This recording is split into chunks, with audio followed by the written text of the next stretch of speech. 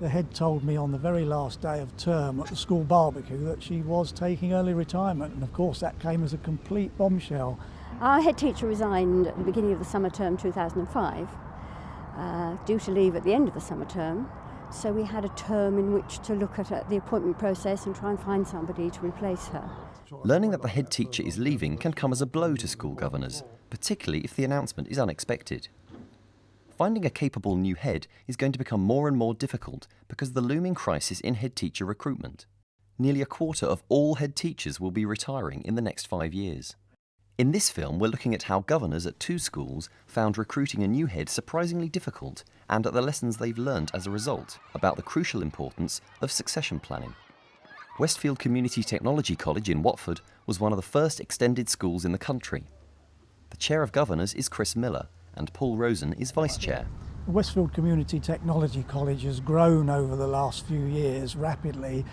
We have a very large adult education centre and a children's centre, plus a preschool now, which we've just opened. Previous head, Jan, has been the head teacher at Westfield for 10 years.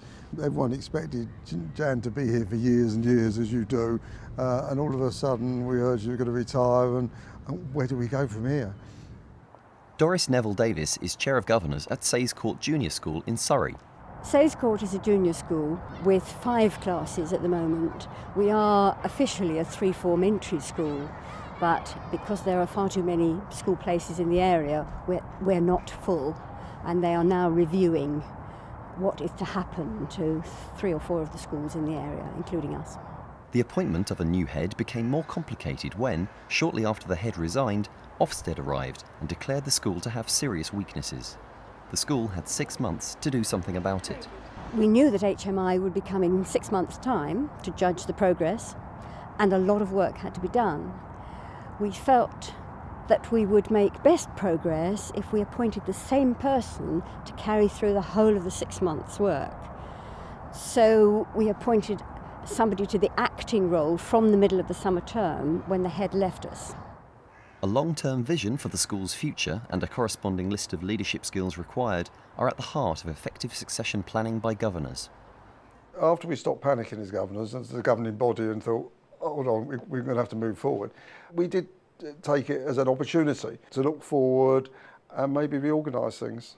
When we came to discuss, right, we're looking for a new head, are we looking for in the same mould as Jan?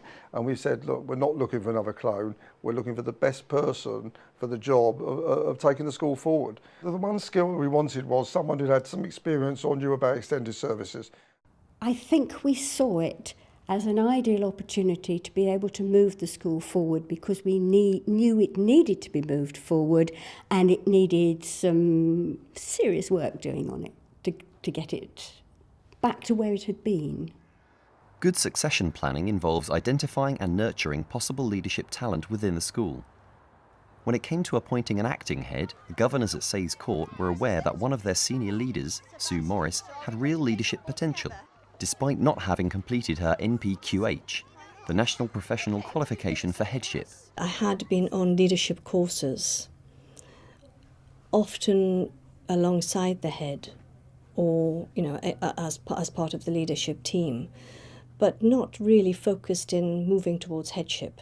We recognised that the assistant head was doing an awful lot of work with the head teacher in terms of assessment and work in the background to move things forward where they needed to be moved forward.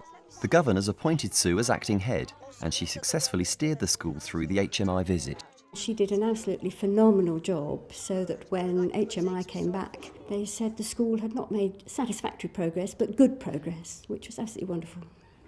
Over at Westfield Community Technology College, how did the governors manage the process of recruiting a new head? Because we didn't have any outside help in putting it together, that's how we came up with, we approached the TES and just put this advert together. And following the advert, we then did all the work in-house, which was a lot of work that we didn't expect, because putting the pack together for a prospective new head is actually quite a difficult thing to do. By the time you've got the job description agreed by the governors and the person's spec agreed, then you've got to put a pack together about the school. And of course we didn't realise how much paperwork was involved, and it was just so overpowering. At the end of the day, out of the 3 that we shortlisted, none of them were actually suitable to be appointed. So we put a lot of work in, and at the end of the day, we didn't appoint. But it was important to us as governors, and we said right the way from the beginning, we weren't going to appoint just for the sake of appointing. It has to be the right person for the job. In fact, 25% of primary and secondary schools currently fail to appoint a head first time round. This means it's essential for governors to have a contingency plan. We did have 2 senior deputy heads in the school that we considered as governors would be quite capable of running the school as an acting head teacher. So yes, we did have a fallback position. So when we didn't appoint after the first interview, we knew at least the school would be looked after by the senior deputy heads that we had here. 3 months later, the governors advertised again. The first time we went with a standard black and white advert, which we probably didn't feel got to the right audience. So we then went to the second one in colour and changed the title to principal instead of head teacher. We thought that might attract some different candidates. Again, we went through the interview process. We didn't appoint anyone, and we managed to ask our senior deputy head to take the post. She then took the post on a substantive basis for a year. At Sayes Court, Sue's acting headship continued for 18 months. When the governors were able to appoint a substantive head, they found it wasn't completely straightforward. We knew that the acting head teacher would apply for the job, or we hoped she would anyway, because she'd done such a good job. But we had to be very, very careful that the whole process was done exactly according to the book. And in drawing up an advert, we had to attract applicants, but at the same time, we had to be honest about the situation the school was in. We were going to face another Ofsted inspection fairly soon. The area was under review as far as school places were concerned, and there was even a possibility that this school could close. The school received just 4 applications. Because Sue was an internal candidate, the governors had to rethink the interview day. We got a video of a lesson, and the candidates assessed the lesson from the point of view of a head teacher. And that was a very objective way of going about it, and we ended up knowing we had a head who could do it extremely well. After the second attempt, when we thought like most governors think, you've gone twice and you start, panicking is too strong a word, but we started worrying that we would never find the right person. We considered going to recruitment consultant because the rule book allows us to go and headhunt if we haven't managed to appoint after 2 occasions. So we looked at going to recruitment consultants, and then we got various prices quoted at us. The minimum quote was 15,000 and it went up to 35,000, 40,000. We thought we could employ a teacher for that. The governors instead approached the local authority for help. They helped us along the way into producing another advert, and also we changed the title again to Director of School and Extended Services, so we wanted to get applicants who knew a little bit more about extended services, because we felt we hadn't had that in the previous 2 rounds. This time the county put together for us a CD, so we went high tech. The CD having all the information on that we before had put together and photocopied and sent out, and the work that went with it. That went out to all candidates, and I'm sure that helped. It made it a much more professional job. And at their 3rd attempt, the governors successfully appointed a new head. What lessons have they learned? Being my first time, I thought, well, all right, we'll find a head teacher. But it certainly opened my eyes and thinking, well, no, this is not as easy as I thought it was going to be. And the other thing it's brought to the governing body's view is that we've got to get involved in succession planning. And what we can't allow to do is the school to be put in the same position in maybe 5 or 8 years' time. And the governors have already started, inviting Carol Kennelly, head of the governance unit at Hertfordshire County Council, to give a presentation about succession planning.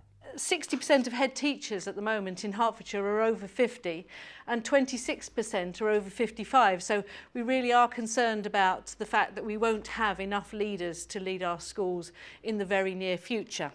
We're glad that you've probably tied this in with your performance management training, and you've been looking at the fact that your continued professional development within the school gives you that chance to look at what the middle leaders and your senior leadership team, what type of training and professional development they need to in fact take them forward. You know, I'm doing the MPQH and there's certain bits that go along with that.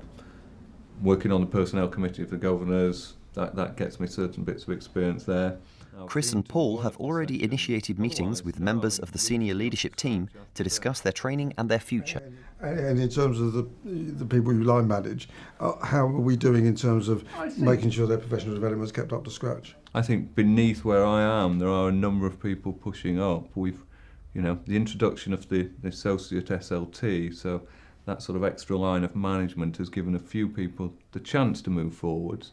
At Sayes Court, Sue Morris was appointed head teacher.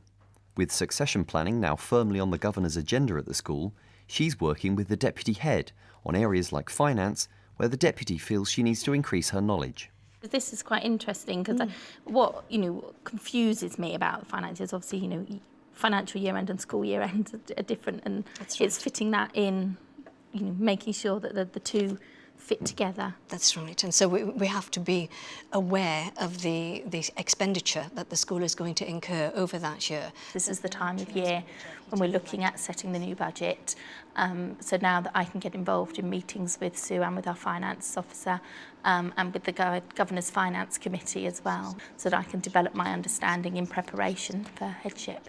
Everyone's got to move up. It's no good just looking at our deputy head and saying, are you ready to move on to headship? We need to be going down the line for people and accelerating the process, because there are going to be fewer people available out there in a few years ahead. Obviously, I think one of your concerns might be that you're putting in all this effort into your school to train leaders who in fact may well move on and become leaders in other schools. But I think we've got to start thinking a sort of slightly bigger picture, and it's about creating a talent pool. And what we're really working for is sort of social capital, the greater good. The next stage in the process from our point of view will be for us as a school to be looking at where we can go out from the school to provide leadership opportunities for our staff, to give them a wider experience than we can in a small school here. Governors are discussing whether this might happen via the Confederation of Local Schools, which Sayes Court Junior belongs to.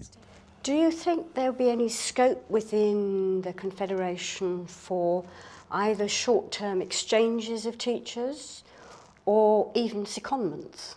There are strong links between schools, and there have been shared training experiences and staff working with alongside other staff in schools or working with them. So that has already started. It's developing that breadth of experience and giving people those opportunities.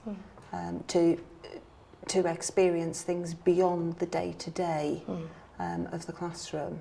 Now we know that we're facing a potential crisis between 2009 and 2011 with so many heads reaching retirement age.